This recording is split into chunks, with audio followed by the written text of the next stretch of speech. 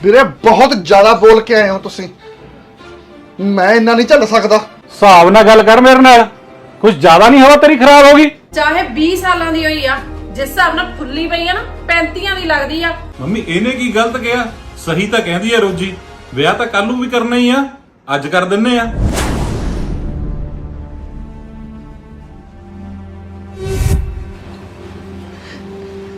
ਕੋਈ ਲੋੜ ਨਹੀਂ ਤੈਨੂੰ ਪੜ੍ਹਨ ਦੀ, ਬਥੇਰੀਆਂ ਪੜ੍ਹਾਈਆਂ ਕਰ ਲੀਆਂ। ਆ ਕਿਤਾਬਾਂ ਨੂੰ ਰੱਦੀ 'ਚ ਵੇਚ ਕੇ ਰੱਖ ਦੇ। ਕੀ ਹੋਇਆ ਮੰਮੀ, ਰੋਈ ਕਿਉਂ ਜਾਂਦੇ ਹੋ? ਨਾਲੇ ਐਵੇਂ ਕਿਵੇਂ ਮੈਂ ਕਿਤਾਬਾਂ ਵੇਚਦਾ? ਉਹ ਬੀਏ ਦਾ ਮੇਰਾ ਆਖਰੀ ਸਾਲ ਆ, ਥੋੜਾ ਦਾ ਟਾਈਮ ਰਹਿ ਗਿਆ। ਮੈਂ ਤੇਰੇ ਆਖਰੀ ਸਾਲ ਨੂੰ ਕੀ ਕਰਾਂ? ਉਹ ਨਹੀਂ ਭਰਦੇ ਤੇਰੀ ਫੀਸ, ਉੱਥੋਂ ਹੀ ਪਿੱਟ ਕੇ ਆਈਆਂ। ਤੁਸੀਂ ਗੁਰਪ੍ਰੀਤ ਵੀਰੇ ਕੋਲ ਜਾਣਾ ਸੀ। ਤੇਰੇ ਗੁਰਪ੍ਰੀਤ ਵੀਰੇ ਕੋਲੇ ਗਈ ਸੀ, ਉਹਨੇ ਰੋਜੀ ਦੇ ਮਗਰ ਲੱਗ ਕੇ ਕਿਹਾ ਵੀ ਮੈਂ ਨਹੀਂ ਭਰਨੀ ਫੀਸ, ਕਾਲਜ ਤੋਂ ਹਟ ਕੇ ਬਹਿ ਜਾਵੇ। ਉਹ ਮੰਮੀ ਮੈਂ ਐਵੇਂ ਕਿਵੇਂ ਹਟ ਜਾ? ਮੈਂ ਨਹੀਂ ਹਟ ਸਕਦੀ। ਉਹ ਜੇ ਮੈਨੂੰ ਡਿਗਰੀ ਨਾ ਮਿਲੀ, ਮੇਰੀ ਤਾਂ ਸਾਰੀ ਜ਼ਿੰਦਗੀ ਖਰਾਬ ਹੋ ਜੂ। ਨਹੀਂ ਮੰਮੀ, ਮੈਂ ਤਾਂ ਕਾਲਜ ਜਾਣਾ। ਉਹ ਜੇ ਮੈਂ ਕਾਲਜ ਨਾ ਗਈ, ਫੀਸ ਨਾ ਭਰੀ, ਮੇਰਾ ਸਾਲ ਨਹੀਂ ਮੰਮੀ। ਹਾਂ ਮਿੰਦੋ ਭਾਬੀ, ਮਿੰਦੋ ਭਾਬੀ। ਨੀ ਮਿੰਦੋ ਭਾਬੀ ਕੀ ਕਰੂ? ਉਹਦੇ ਤਾਂ ਆਪ ਇਹਨਾਂ ਨੇ ਨੱਕ ਦੀਆਂ ਲਕੀਰਾਂ ਕਢਾਈਆਂ ਪਈਆਂ। ਉਹ ਕਿਹੜਾ ਸੌਖੀ ਆ, ਘਰਾਣੇ ਦੀ ਧੀ ਸੀ, ਇਹਨਾਂ ਨੇ ਮੱਤ ਮਾਰ ਕੇ ਰੱਖਤੀ ਉਹਦੀ।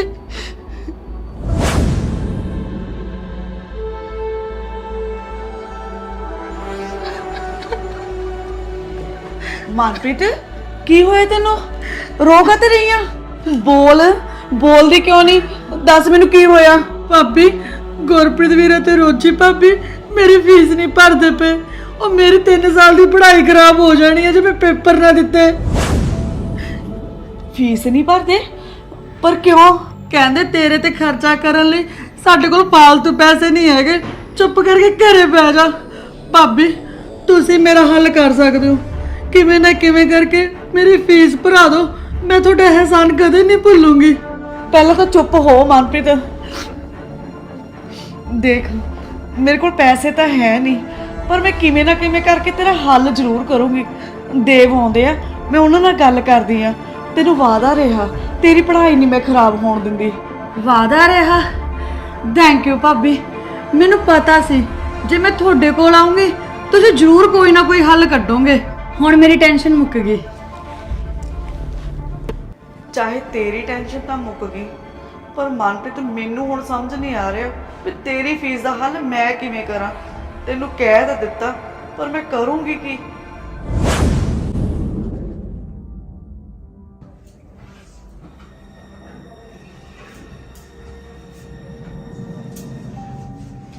ਆ ਗਏ ਤੁਸੀਂ?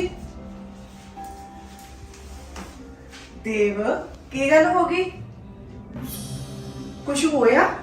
ਅੱਗੇ ਤਾਂ ਤੁਸੀਂ ਜਦੋਂ ਵੀ ਕਮਰੇ ਵਿੱਚ ਆਉਣੇ ਹੋ ਸਭ ਤੋਂ ਪਹਿਲਾਂ ਆ ਕੇ ਮੈਨੂੰ ਬੁਲਾਉਣੇ ਹੁੰਦੇ ਹੋ। ਅੱਜ ਚੁੱਪ ਕਰਕੇ ਕਿਉਂ ਬੈਠ ਗਏ? ਚੁੱਪ ਕਰਕੇ ਨਾ ਬੈਠਾ ਤਾਂ ਹੋਰ ਕੀ ਕਰਾਂ? ਆਪਣੀ ਬੇਇੱਜ਼ਤੀ ਹੋਈ ਆ, ਉਹ ਦੱਸਾਂ ਕਿ ਵੀਰੇ ਨੇ ਅੱਜ ਮੇਰੀ ਫੈਕਟਰੀ ਦੇ ਵਿੱਚ ਕਿੱਦਾਂ ਲਾਪਾ ਕੀਤੀ ਕਾਰੀਗਰਾਂ ਦੇ ਸਾਹਮਣੇ। ਕੀ ਹੋਇਆ ਫੈਕਟਰੀ ਦੇ ਵਿੱਚ? ਕੀ ਕਿਹਾ ਵੀਰ ਜੀ ਨੇ? ਇਹ ਪੁੱਛ ਵੀ ਕੀ ਨਹੀਂ ਕਿਹਾ। ਔਕਾਤ ਤੇ ਗੱਲ ਆ ਗਈ ਮੇਰੀ। ਕਹਿੰਦੇ ਤੇਰੀ ਔਕਾਤ ਕੀ ਆ? ਕਾਰੀਗਰਾਂ ਦੇ ਨਾਲੋਂ ਵੀ ਮਾੜਾ ਤੂੰ। ਕਾਰੀਗਰ ਮਾੜੇ ਹੁੰਦੇ ਨੇ? ਇੰਨੀ ਹੱਦ ਕ ਮਹਿਸੂਸ ਹੋਈ ਆ ਨਾ ਅੱਜ ਮੈਨੂੰ। ਸਾਰੇ ਕਾਰੀਗਰ ਮੇਰੇ ਤੇ ਹੱਸਦੇ ਸੀ, ਦੇਖਦੇ ਸੀ। ਉਹ ਮੇਰੇ ਤੋਂ 2 ਜਣੇ ਤਾਂ ਆਪਸ 'ਚ ਇਹ ਗੱਲਾਂ ਕਰਦੇ ਸੀ ਜਿਵੇਂ ਮੈਂ ਮਾਲਕ ਹੀ ਨਹੀਂ, ਕੋਈ ਟੁੱਚਾ ਜਿਹਾ ਬੰਦਾ ਹੋਣਾ। ਐ ਗੱਲਾਂ ਕਰਦੇ ਸੀ ਵੀ ਇਹਨੂੰ ਤਾਂ ਪੁੱਛਣ ਦੀ ਲੋੜ ਹੀ ਨਹੀਂ, ਜੋ ਕੁਝ ਪੁੱਛਣਾ ਵੱਡੇ ਬਹੂ ਤੋਂ ਪੁੱਛੋ, ਇਹਦੀ ਕਿਹੜਾ ਕੋਈ ਚੱਲਦੀ ਆ। ਹੋਰ ਤਾਂ ਹੋਰ ਵੀਰਾ ਮੈਨੂੰ ਅੱਜ ਉਹਨਾਂ ਸਾਹਮਣੇ ਕਹਿੰਦਾ ਜਨਾਨੀ ਕੋਲ ਬੈਠਾ ਹੈ ਨਾ ਤੂੰ, ਕੋਈ ਕੰਮ ਨਹੀਂ ਕਰਦਾ, ਰੋਟੀ ਪਾੜਨ ਵਾਸਤੇ ਸਿਰਫ ਘਰੇ ਆਉਣਾ। ਮੈਂ ਸਿਰਫ ਰੋਟੀ ਖਾਣ ਵਾਸਤੇ ਆਉਣਾ, ਮੈਂ ਕੰਮ ਨਹੀਂ ਕਰਦਾ। ਹੋਰ ਮੇਰੇ ਤੋਂ ਬੇਇੱਜ਼ਤੀ ਨਹੀਂ ਸਹਿ ਹੁੰਦੀ। ਮੈਂ ਵੀ ਕਹਿਤਾ ਅੱਜ ਵੀਰੇ ਨੂੰ ਵੀ ਜੇ ਅੱਗੇ ਤੋਂ ਮੈਨੂੰ ਇਹ ਕੁਝ ਕਿਹਾ ਨਾ ਤਾਂ ਮੈਂ ਬਰਦਾਸ਼ਤ ਨਹੀਂ ਕਰਨਾ, ਮੂਹਰੇ ਬੋਲ ਪੈਣਾ। ਫੇਰ ਨਾ ਮੈਨੂੰ ਕਿਹੋ ਵੀ ਸਾਰੀ ਫੈਕਟਰੀ ਦੇ ਵਿੱਚ ਮੇਰੀ ਬੇਇੱਜ਼ਤੀ ਕਰਤੀ। ਯਾਰ ਮੇਰੀ ਵੀ ਕੋਈ ਇੱਜ਼ਤ ਹੈ। ਮੈਨੂੰ ਦਰਦ ਮਹਿਸੂਸ ਹੁੰਦਾ, ਦੁੱਖ ਲੱਗਦਾ ਜਦੋਂ ਮੈਨੂੰ ਕੋਈ ਸਾਰੇ ਸਾਹਮਣੇ ਬੇਇੱਜ਼ਤ ਕਰਦਾ। ਆਹ ਤਾਂ ਦੇਖ ਮੈਨੂੰ ਵੀ ਬਹੁਤ ਵੱਡਾ ਝਟਕਾ ਲੱਗਿਆ। ਕਾਰੀਗਰਾਂ ਦੇ ਸਾਹਮਣੇ ਤੁਹਾਨੂੰ ਬੋਲੇ ਆ, ਉਹ ਜਿੰਨਾ ਹੱਕ ਵੀਰ ਜੀ ਦਾ ਉਹਨਾਂ ਤੁਹਾਡਾ ਵੀ ਤਾਂ ਹੈਗਾ। ਆਹ ਕੰਮ ਤਾਂ ਗਲਤ ਕਰ ਗਏ ਉਹ। ਗਲਤ ਵੀ ਕੀਤਾ ਤੇ ਮੈਨੂੰ ਸ਼ਰਮਿੰਦਾ ਵੀ ਕੀਤਾ। ਮੈਂ ਹਰ ਵੇਲੇ ਕੰਮ ਕਰਦਾ ਰਹਿਣਾ, ਜਿੱਦਾਂ ਵੀਰਾ ਕਹਿੰਦਾ ਮੈਂ ਉਵੇਂ ਕਰਦਾ।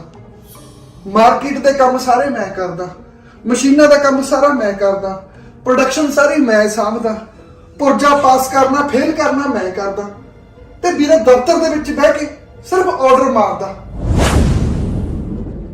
ਉਹ ਜਦ ਮੇਰਾ ਭਰਾ ਹੀ ਮੈਨੂੰ ਫੈਕਟਰੀ 'ਚ ਕੁਝ ਨਹੀਂ ਸਮਝਦਾ, ਕਾਰੀਗਰ ਮੈਨੂੰ ਕੀ ਸਮਝਣਗੇ? ਅਸਲ ਦੇ ਵਿੱਚ ਮਾਲਕ ਤਾਂ ਵੀਰਾ ਹੀ ਆ, ਮੈਂ ਤਾਂ ਲੇਬਰ ਹੀ ਆ। ਮੈਨੂੰ ਕਦੇ ਮਾਲਕ ਸਮਝਣ ਹੀ ਨਹੀਂ ਦਿੱਤਾ।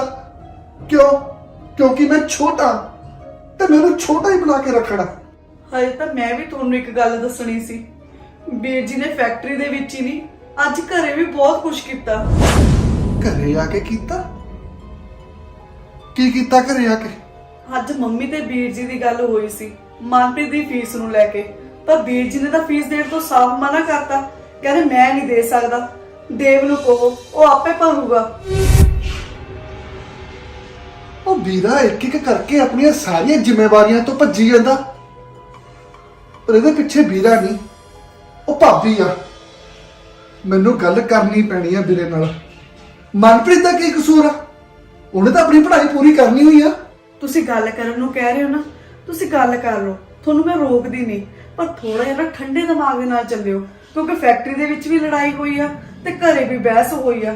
ਇਹ ਨਾ ਹੋਵੇ ਤੁਸੀਂ ਦੁਬਾਰਾ ਗੱਲ ਕਰੋ ਕਿਤੇ ਵਾਧਾ ਹੀ ਵੱਧ ਜਾਵੇ। ਫਿਕਰ ਨਾ ਕਰ, ਮੈਂ ਆਰਾਮ ਨਾਲ ਹੀ ਗੱਲ ਕਰੂੰਗਾ।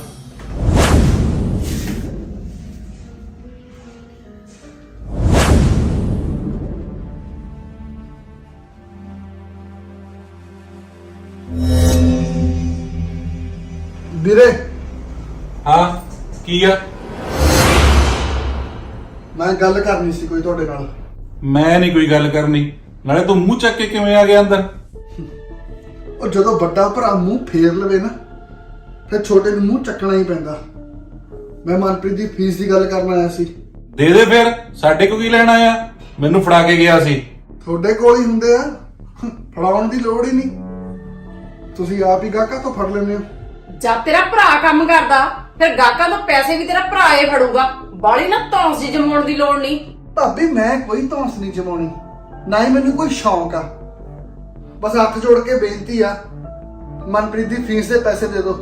ਉਹ ਜਦ ਤੈਨੂੰ ਇੱਕ ਵਾਰ ਕਹਿਦਾ ਅਸੀਂ ਨਹੀਂ ਭਰਾਉਣੀ ਫੀਸ, ਤੂੰ ਹੁੰਦਾ ਕੌਣ ਆ ਬੋਲਣ ਵਾਲਾ? ਮੇਰੇ ਹੁਣ ਬਸ ਹੱਦ ਹੋ ਗਈ, ਹੋਰ ਨਹੀਂ ਮੈਂ ਸਹਿ ਸਕਦਾ। ਜੇ ਫੀਸ ਨਹੀਂ ਭਰਾ ਸਕਦਾ ਨਾ, ਅੱਡ ਕਰ ਦੇ ਫਿਰ ਮੈਨੂੰ, ਮੈਂ ਆਪੇ ਆਪਣੀ ਭੈਣ ਦੀ ਫੀਸ ਭਰਾ ਦੂੰਗਾ। ਅਸੀਂ ਨਹੀਂ ਕਰਨਾ ਅੱਡ, ਕੁੜੀ ਦਾ ਵਿਆਹ ਨਹੀਂ ਕਰਨਾ, ਉਹ ਕੌਣ ਕਰੂ? ਆ ਗਈ ਨਾ ਗੱਲ, ਵਿਆਹ ਵੀ ਕਰਾਂਗੇ, 2 ਭਰਾ ਆ ਅਸੀਂ, ਅੱਧਾ ਅੱਧਾ ਲਾ ਦਾਂਗੇ। 30-35 ਲੱਖ ਰੁਪਏ ਲੱਗਣਾ। 30-35 ਲੱਖ ਤਾਂ ਬੜੇ ਹਿਸਾਬ ਨਾਲ ਕਹਿਤਾ ਤੂੰ, ਕਹਿੰਦੇ ਜ਼ੀਰੋਆਂ ਗਿਣੀਆਂ ਨੇ? 35 ਲੱਖ ਚ ਕਿੰਨੀਆਂ ਜ਼ੀਰੋਆਂ ਹੁੰਦੀਆਂ ਨੇ? ਮੈਂ ਤਾਂ ਨਹੀਂ ਗਿਣੀਆਂ, ਤੁਸੀਂ ਤਾਂ ਰੋਜ਼ ਗਿਣਦੇ ਹੋ ਨਾ। ਇੰਨੇ ਕੁ ਤਾਂ ਸਾਂਭੇ ਪਏ ਹੋਣਗੇ ਜਿਹੜੇ ਭੈਣ ਦੇ ਵਿਆਹ ਤੇ ਲਾਉਣੇ ਨੇ। ਅੱਧੇ ਤੁਸੀਂ ਲਾਇਓ, ਅੱਧੇ ਮੈਂ ਲਾਉਂਗਾ। ਚੱਲ ਠੀਕ ਆ, ਐਂ ਵੀ ਕਰਕੇ ਦੇਖ ਲੈਨੇ ਆ। ਅਸੀਂ ਤਾਂ ਅੱਧੇ ਲਾ ਦਾਂਗੇ, ਤੂੰ ਦੱਸ ਅੱਧੇ ਕਿੱਥੋਂ ਲਾਏਗਾ? ਭਾਬੀ ਜਿਹੜਾ 30-35 ਲੱਖ ਰੁਪਇਆ ਜੋੜੀ ਬੈਠੇ ਹੋ ਨਾ, ਉਹਦੇ ਚ ਅੱਧਾ ਮੇਰਾ ਵੀ ਆ। ਉਹ ਮੈਨੂੰ ਦੇ ਦਿਓ, ਅੱਡ ਕਰ ਦਿਓ, ਮੈਂ ਆਪੇ ਲਾ ਦੂੰਗਾ। ਤੈਨੂੰ ਅੱਡ ਕਰਦਾ ਵੀ ਕੌਣ ਆ? ਉਹ ਜਿੰਨਾ ਚਿਰ ਨਾ ਮਨਪ੍ਰੀਤ ਦਾ ਵਿਆਹ ਨਹੀਂ ਹੁੰਦਾ, ਕੋਈ ਅੱਡ ਨਹੀਂ ਹੋ ਸਕਦਾ। ਸਮਝਾ ਦੇ ਭਾਬੀ ਨੂੰ ਵੀਰੇ, ਜੇ ਅੱਡ ਨਹੀਂ ਨਾ ਕਰਨਾ ਤੇ ਜੇ ਅੱਡ ਹੋ ਨਹੀਂ ਸਕਦਾ, ਚੁੱਪ ਕਰਕੇ ਕੁੜੀ ਦੀ ਫੀਸ ਭਰਾ ਦਿਓ, ਨਹੀਂ ਤਾਂ ਮੈਂ ਮੁਕੱਦਮਾ ਦਾਇਰ ਕਰੂੰ ਅੱਡ ਹੋਣ ਦਾ। ਇਹ ਬੋਲ ਕੇ ਕਿਵੇਂ ਗਿਆ ਤੁਹਾਨੂੰ? ਐ ਨਹੀਂ ਗੱਲ ਬਣਨੀ। ਐ ਤਾਂ ਇਹ 30-35 ਲੱਖ ਰੁਪਇਆ ਲਵਾ ਦੂਗਾ ਮਨਪ੍ਰੀਤ ਦੇ ਵਿਆਹ ਤੇ। ਕੁਛ ਨਾ ਕੁਛ ਤਾਂ ਕਰਨਾ ਹੀ ਪੈਣਾ। ਕਰਨਾ ਕੀ ਆ? ਕਰ ਆਪਣੀ ਭੂਆ ਨੂੰ ਫੋਨ, ਰਿਸ਼ਤੇ ਕਰਾਉਂਦੀ ਆ ਨਾ, ਕਹਿ ਉਹਨੂੰ ਮਨਪ੍ਰੀਤ ਵਾਸਤੇ ਲੱਭਣ ਮੁੰਡਾ। ਭੂਆ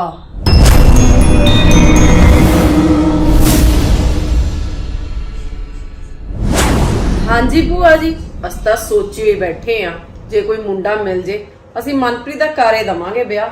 ਰਿਸ਼ਤਾ ਤਾਂ ਹੈਗਾ ਮੇਰੀ ਨਿਗਾਹ 'ਚ।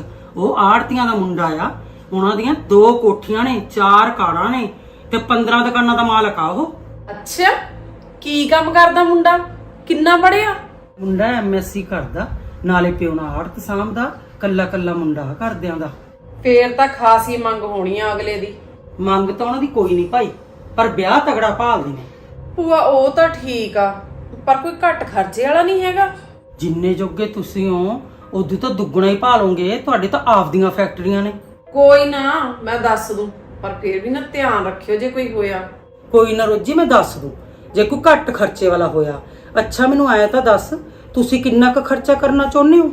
ਅਸੀਂ ਤਾਂ ਭਾਈ ਕੱਲੀ ਕੁੜੀ ਦਵਾਂਗੇ, ਜੇ ਹੋ ਸਕਿਆ ਮਾੜਾ ਮੋਟਾ ਕਰ ਵੀ ਦਵਾਂਗੇ। ਚਲ ਕੋਈ ਨਹੀਂ, ਠੀਕ ਆ, ਜਦੋਂ ਕੋਈ ਹੋਇਆ ਮੈਂ ਦੱਸੂ। ਚੰਗਾ ਭੂਆ, ਸਤਿ ਸ਼੍ਰੀ ਅਕਾਲ।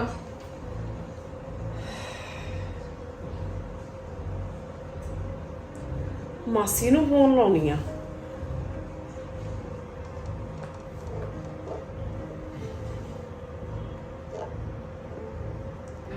ਹਾਂਜੀ ਮਾਸੀ ਜੀ, ਸਤਿ ਸ਼੍ਰੀ ਅਕਾਲ। ਹੁਣੇ ਗੱਲ ਹੋਈ ਸੀ ਮੇਰੀ ਮਾਸੀ ਜੀ ਨਾਲ। 2 ਰਿਸ਼ਤੇ ਦੱਸੇ ਨੇ ਮਨਪ੍ਰੀਤ ਵਾਸਤੇ। ਉਹ ਇੰਨੀ ਕਾਦੀ ਕਾਹਲੀ ਹੋ ਗਈ ਸੀ ਤੈਨੂੰ? ਹੋ ਜੂ ਰਿਸ਼ਤਾ। ਮੈਨੂੰ ਲੱਗਦਾ ਤੁਸੀਂ ਭੁੱਲ ਗਏ। ਤੁਸੀਂ ਆਪ ਤਾਂ ਮੈਨੂੰ ਕਿਹਾ ਸੀ ਵੀ ਭੂਆ ਨੂੰ ਫੋਨ ਕਰ ਰਿਸ਼ਤੇ ਲਈ। ਉਹ ਨਾਲੇ ਕਰਨਾ ਪੈਂਦਾ, ਆਪਣੇ ਆਪ ਨਹੀਂ ਹੁੰਦੇ ਰਿਸ਼ਤੇ। ਐਡਾ ਸੋਹਣਾ ਮੁੰਡਾ ਦੱਸਿਆ ਉਹਨਾਂ ਨੇ। ਕੀ ਕਰਦਾ ਮੁੰਡਾ? ਇੱਕ ਤਾਂ ਮੁੰਡਾ ਏਸੀ ਸਵਾਰਦਾ, ਆਪਦੀ ਦੁਕਾਨ ਆ ਉਹਦੀ, 2 ਨੌਕਰ ਵੀ ਰੱਖੇ ਹੋਏ ਨੇ ਤੇ ਕੋਠੀ ਵਰਗਾ ਘਰ ਵੀ ਆ। ਪਰ ਕੀ? ਪਰ ਛੱਡ ਛੜਾ ਹੋ ਗਿਆ ਸੀ ਉਹਦਾ। ਮਹੀਨਾ ਕੇ ਰਹੀ ਉਹਦੀ ਘਰ ਵਾਲੀ, ਥੋੜਾ ਤਤਲਾ ਕੇ ਬੋਲਦੀ ਸੀ, ਮੌਕੇ ਦੇ ਹੀ ਪਤਾ ਲੱਗਿਆ। ਉਹ ਰੋਜੀ ਤੂੰ ਕਮਲੀ ਹੋ ਗਈ। ਆਪਾਂ ਵਿਆਹੇ ਹੋਏ ਮੁੰਡੇ ਨਾਲ ਆਪਣੀ ਕੁੜੀ ਦਾ ਰਿਸ਼ਤਾ ਕਿਉਂ ਕਰਾਂਗੇ? ਨਾਲੇ ਆਪਣੇ ਹਿਸਾਬ ਨਾਲ ਮੈਨੂੰ ਕੰਮ ਕਰ ਨਹੀਂ ਠੀਕ ਲੱਗਿਆ ਮੁੰਡੇ ਦਾ। ਤੁਸੀਂ ਇਹਨਾਂ ਚੀਜ਼ਾਂ ਵੱਲ ਕਾਹਤੋਂ ਧਿਆਨ ਦਿੰਦੇ ਹੋ? ਇਹ ਵੀ ਤਾਂ ਦੇਖੋ, ਮੁੰਡਾ ਆਥਣ ਨੂੰ 4-5 ਹਜ਼ਾਰ ਰੁਪਇਆ ਕਮਾ ਲੈਂਦਾ, ਫੇਰ ਰੋਟੀ ਖਾਂਦਾ। ਨਾਲੇ ਆਪਣੀ ਮਨਪ੍ਰੀਤ, ਉਹ ਵੀ ਤਾਂ ਦੇਖਣ ਨੂੰ ਉਮਰ 'ਚ ਵੱਡੀ ਲੱਗਦੀ ਆ। ਜੋ ਕੁਝ ਮਰਜ਼ੀ ਆ ਰੋਜੀ, ਮੈਂ ਨਹੀਂ ਇੱਥੇ ਮਨਪ੍ਰੀਤ ਦਾ ਵਿਆਹ ਕਰਨਾ। ਕੁੜੀ ਨੂੰ ਖੂਹ ਥੋੜੀ ਸੱਟਣਾ। ਨਾ ਤੁਹਾਨੂੰ ਕੀ ਲੱਗਦਾ ਮੈਂ ਤੁਹਾਡੀ ਭੈਣ ਨੂੰ ਖੂਹ 'ਚ ਸਿੱਟੂੰਗੀ? ਉਹ ਤਕੜਾ ਕੰਮ ਆ ਉਹਨਾਂ ਦਾ, ਰਾਜ ਕਰੂਗੀ ਆਪਣੀ ਕੁੜੀ। ਕੁੜੀ ਉਹਨਾਂ ਦੀ ਵਿਆਹੀ ਹੋਈ ਆ, ਮਾਂ ਪਿਓ ਹੈਗੇ ਨੇ, ਸਾਰੀ ਕਬੀਲਦਾਰੀ ਅਗਲੇ ਨੇ ਨਜਿੱਠੀ ਹੋਈ ਆ। ਹੋਰ ਦੱਸੋ ਤੁਹਾਨੂੰ ਕੀ ਚਾਹੀਦਾ? ਉਹ ਰੋਜੀ ਤੈਨੂੰ ਗੱਲ ਸਮਝ ਨਹੀਂ ਆਉਂਦੀ। ਮੈਨੂੰ ਨਹੀਂ ਇਹ ਰਿਸ਼ਤਾ ਪਸੰਦ। ਨਾਲੇ ਕਮ ਸੇ ਕਮ ਬੰਦਾ ਤਾਂ ਆਪਣੇ ਬਰਾਬਰ ਦਾ ਹੋਵੇ। ਤੂੰ ਰਹਿਣ ਹੀ ਦੇ। ਉਹ ਤੁਸੀਂ ਮੇਰੀ ਗੱਲ ਤਾਂ ਸਮਝੇ ਨਹੀਂ ਰਹੇ। ਮੈਂ ਨਾ ਪਤਾ ਕੀਤਾ, ਜੇ ਮਨਪ੍ਰੀਤ ਦਾ ਆਪਾਂ ਇਸੇ ਮਹੀਨੇ ਵਿਆਹ ਕਰ ਦਾਂਗੇ, ਫਿਰ ਆਪਣੀ ਮਨਪ੍ਰੀਤ ਰਾਜ ਕਰੂਗੀ, ਰਾਜ। ਅੱਛਾ, ਤੈਨੂੰ ਕਿਹਨੇ ਕਿਹਾ? ਮੈਂ ਮਾਸੀ ਨਾਲ ਗੱਲ ਕੀਤੀ ਸੀ। ਉਹ ਕਹਿੰਦੇ ਪਹਿਲਾਂ ਅਸੀਂ ਉਹਨਾਂ ਨੂੰ ਪੁੱਛ ਕੇ ਦੇਖਦੇ ਹਾਂ ਜਿਨ੍ਹਾਂ ਤੋਂ ਪੁੱਛਦੇ ਨੇ। ਪਤਾ ਕੀਤਾ ਤਾਂ ਕਹਿੰਦੇ ਇਸੇ ਮਹੀਨੇ ਜੋਗ ਬਣਦੇ ਨੇ। ਆਹ ਗੱਲ ਆ ਫਿਰ। ਵਿਆਹ ਤਾਂ ਆਪਾਂ ਇਸੇ ਮਹੀਨੇ ਹੀ ਕਰ ਦਾਂਗੇ, ਪਰ ਤੂੰ ਰਿਸ਼ਤਾ ਦੇਖ ਲੈ ਕੋਈ ਹੋਰ। ਰਿਸ਼ਤਾ ਤਾਂ ਜੀ ਮੈਂ ਇੱਕ ਹੋਰ ਵੀ ਪਤਾ ਕੀਤਾ ਹੋਇਆ, ਵੀ ਜੇ ਤੁਹਾਨੂੰ ਇਹ ਨਾ ਪਸੰਦ ਆਇਆ ਤਾਂ ਮੈਂ ਤੁਹਾਨੂੰ ਦੂਜਾ ਦੱਸ ਦੂੰਗੀ। ਆਪਾਂ ਕਰਨਾ ਜੋ ਇਸੇ ਮਹੀਨੇ 'ਚ ਆ, ਪਰ ਮੁੰਡਾ ਉਹ ਬਾਹਰ ਲਾ। ਅੱਛਾ, ਬਾਹਰ? ਕਿਹੜੀ ਕੰਟਰੀ ਗਿਆ ਹੋਇਆ? ਦੁਬਈ। ਨਾਲੇ ਪੈਸੇ ਪੂਰੇ ਵੜਦਾ ਉਹ, ਲੱਖਾਂ ਰੁਪਈਆ ਕਮਾਉਂਦਾ ਮਹੀਨੇ ਦਾ ਉਹ। ਪੈਸੇ ਤਾਂ ਠੀਕ ਆ, ਪਰ ਏਡੀ ਦੂਰ ਮੇਰਾ ਮਨ ਨਹੀਂ ਮੰਨਦਾ। ਆਪਾਂ ਵਰਤ ਵਰਤਾਵਾ ਕਿਵੇਂ ਕਰਾਂਗੇ? ਨਾ ਤੁਸੀਂ ਕਹਾਂ ਬਾਹਰ ਰੋਜ਼ ਤੁਰੇ ਰਹਿਣਾ? ਬਾਹਰ ਪਤਾ ਜ਼ਿੰਦਗੀ ਕਿੰਨੀ ਸੌਖੀ ਆ, ਤੇ ਇੱਥੇ ਪੈਂਦੇ ਨੇ ਧੱਕੇ। ਉਹ ਹੁਣ ਤਾਂ ਕੁੜੀ ਨੂੰ ਰਿਸ਼ਤਾ ਹੁੰਦਾ, ਬਾਅਦ ਚ ਆਪਾਂ ਲੱਭਦੇ ਫਿਰਾਂਗੇ, ਫੇਰ ਕੁੜੀ ਦੀ ਉਮਰ ਨਿਕਲ ਜੂਗੀ, ਫੇਰ ਕੀ ਕਰੋਗੇ ਤੁਸੀਂ? ਤੇਰੇ ਹਿਸਾਬ ਨਾਲ ਬਾਹਰ ਰਿਸ਼ਤਾ ਠੀਕ ਰਹੂਗਾ? ਜੇ ਠੀਕ ਰਹੂਗਾ ਤਾਂ ਹੀ ਤੁਹਾਡੇ ਨਾਲ ਗੱਲ ਕੀਤੀ ਆ ਮੈਂ। ਤੁਹਾਨੂੰ ਕੀ ਲੱਗਦਾ ਕੋਈ ਗਲਤ ਗੱਲ ਕਰੂੰਗੀ ਮੈਂ? ਦੇਖ ਲੈ ਫਿਰ, ਕਰ ਲੈਨੇ ਆਪਾਂ ਗੱਲ, ਬਣਾ ਲੈਨੇ ਸਲਾਹ। ਤੁਸੀਂ ਨਾ ਬਾਲੀਆਂ ਸਲਾਹਾਂ 'ਚ ਨਾ ਪਾਓ। ਹੁਣ ਹੋਰ ਸਲਾਹ ਕੀ ਕਰਨੀ ਆ? ਜਿਹੜੀ ਕਰਨੀ ਸੀ ਹੋ ਗਈ। ਮੈਂ ਹੁਣ ਮੰਮੀ ਨੂੰ ਬੁਲਾ ਕੇ ਲਿਆਉਣੀ ਆ।